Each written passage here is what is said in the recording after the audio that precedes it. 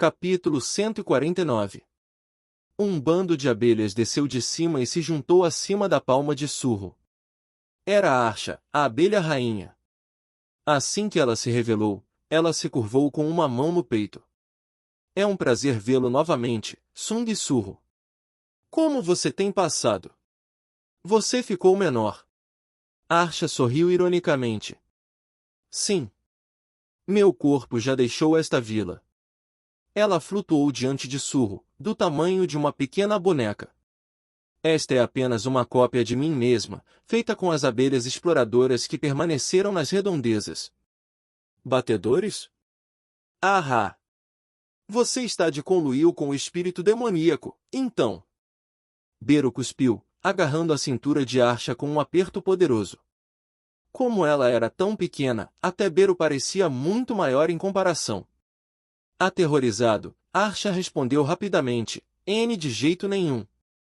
Eu pretendia ficar do lado dele em um ponto, mas nos separamos a um momento. Não nos víamos olho no olho. Separados? Perguntou Surro. Sim. Na verdade, eu não tinha intenção alguma de lutar contra você. Espere, ela é uma das Querexha, disse Ezio, arregalando os olhos. Na verdade, foi Archa quem ficou mais surpresa quando ouviu Ezio. Com Bero ainda segurando-a, ela se maravilhou. Duvidei dos meus olhos quando te vi de longe, mas você é realmente um nobre demônio. Estou honrado em conhecer alguém tão grandioso. Ain. Bem, suponho que você pode ser Ezio, disse, tentando não sorrir. Ela levantou o nariz no ar e disse altivamente, eu sou Ezio, a filha mais velha do clã Hadiru. Quem é você? Ah, o clã Hadiru. Eu sou Archa, a abelha rainha. O que vocês dois estão fazendo? Surro disse, perplexo. Archa ficou chocada ao ver que Surro e o nobre demônio pareciam tão próximos. Eu não sabia que nenhum nobre demônio havia sobrevivido, ela pensou. Esse demônio provavelmente sucederia o rei dos demônios um dia. Como um ser tão incrível é o companheiro de Sung Surro, o herdeiro do monarca das presas? E como ele ganhou a técnica do corpo de ferro?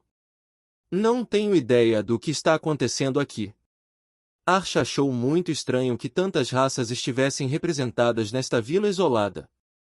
O mais frustrante de tudo era o fato de que ela mesma era a mais fraca de todas as raças reunidas aqui. Eu sabia que tinha mais a perder do que a ganhar vindo para esta vila.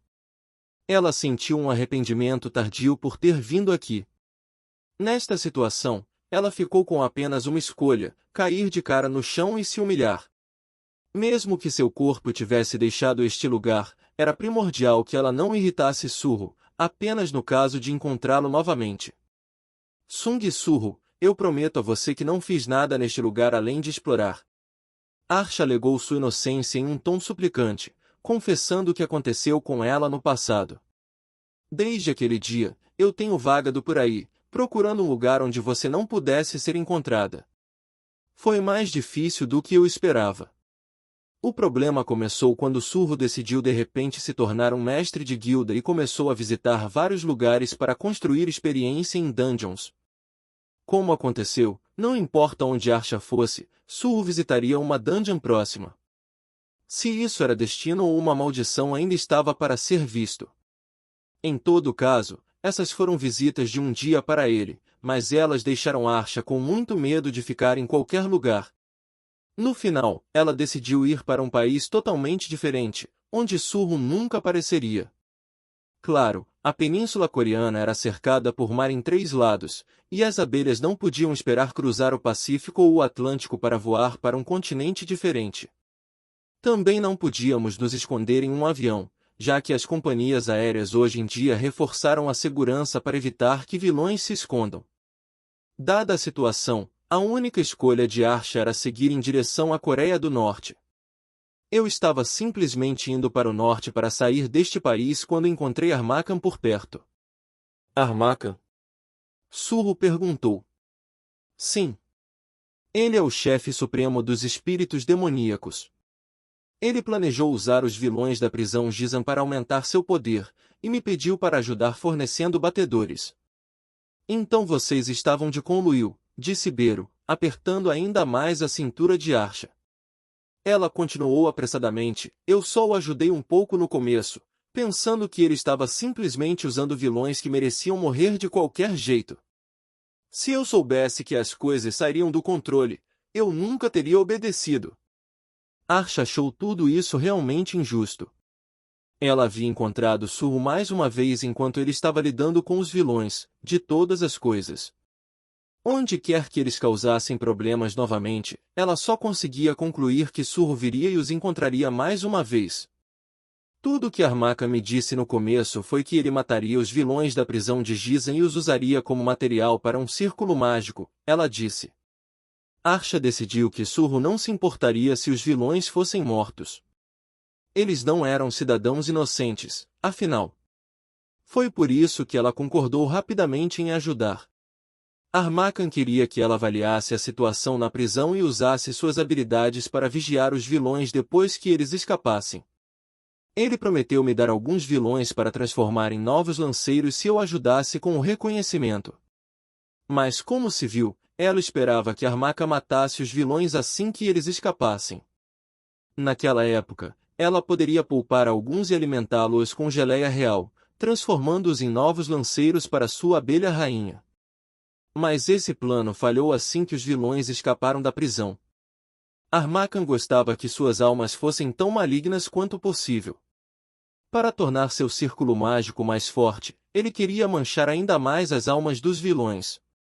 Era um pedido simples.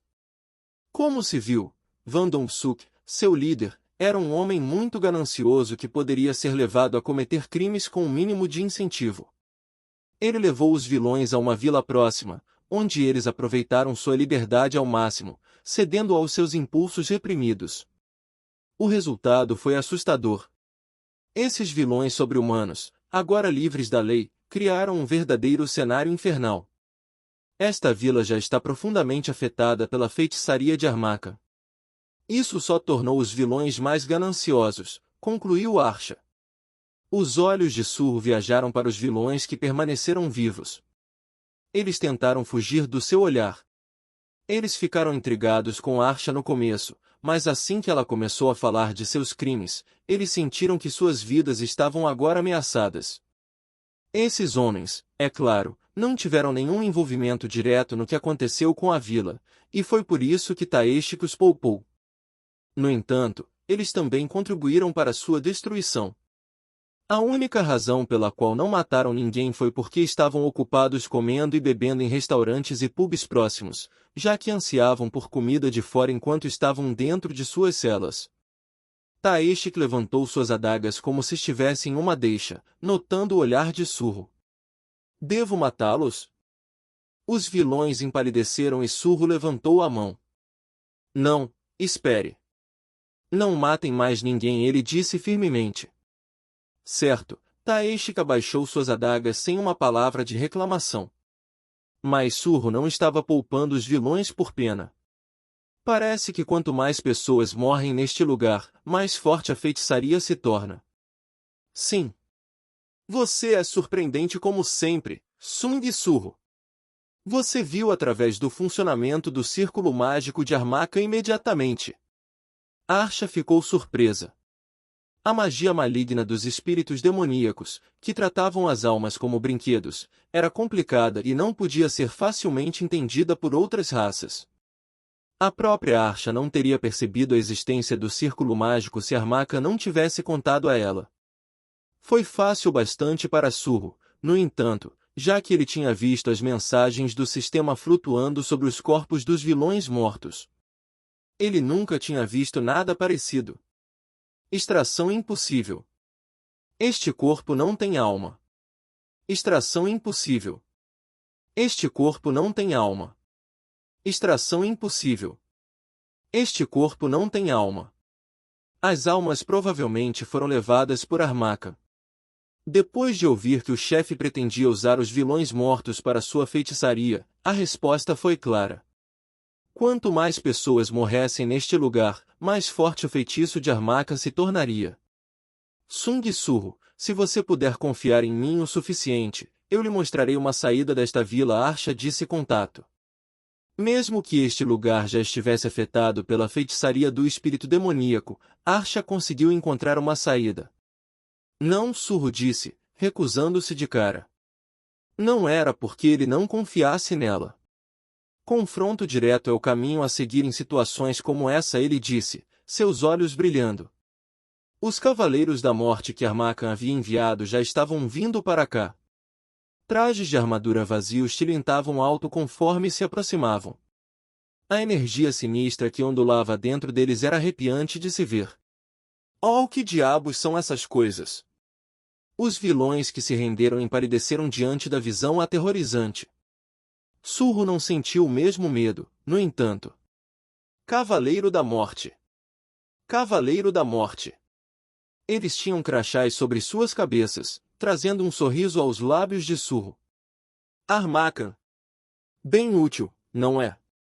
De fato, jovem monarca. Bem útil, de fato, Beru disse, sorrindo maldosamente. Surro olhou para Ezio, que imediatamente deu um passo para trás. O caçador não podia ser interrompido em um momento como esse. Ele criou monstros com vilões que nem valem pontos de experiência, Surro disse, sorrindo de antecipação. Segurando suas duas espadas, ele correu para frente, com um Grey rosnando ao seu lado. Era hora de subir de nível. As mãos gigantes de Armacan de repente se ergueram do chão, arrancando os prédios ao redor, levantando-os inteiros e jogando-os no chão em direção a Surro. Uma habilidade interessante, Surro murmurou. Ele havia escolhido encarar o problema de frente.